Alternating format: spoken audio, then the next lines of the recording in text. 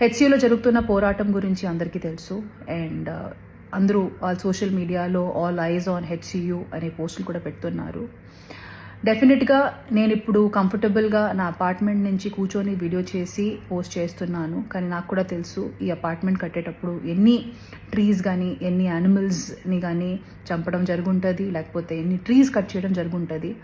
So it is very easy for me to sit and make this video and talk about what is right and what is wrong.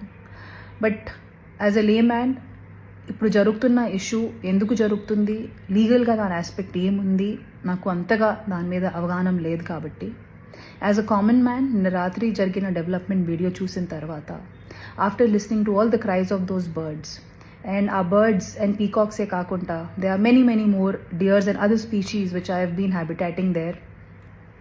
Maybe this is our chance to redeem hour selves.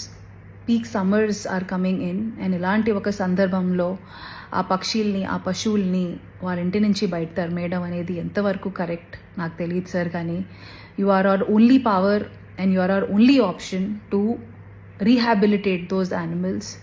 So please ఆ పక్షుల్ని కూడా దృష్టిలో పెట్టుకొని ఒక positive అప్రోచ్తో మీరు మీ next decisions తీసుకుంటారు అనేది మనస్ఫూర్తిగా కోరుకుంటున్నాము. Once again, thank you so much and I hope many voices join and ఏదో రకంగా ఈ విషయం ఈ మ్యాటర్ మా గవర్నమెంట్కి తెలుస్తుంది అండ్ తెలిసి వాళ్ళు ఈ పక్షుల్ని కూడా వాళ్ళ దృష్టిలో పెట్టుకొని వాటిని రీహాబిలిటేట్ చేసి అప్పుడు వాళ్ళు నెక్స్ట్ మూవ్ చేస్తారు అనేది కోరుకుంటున్నాము.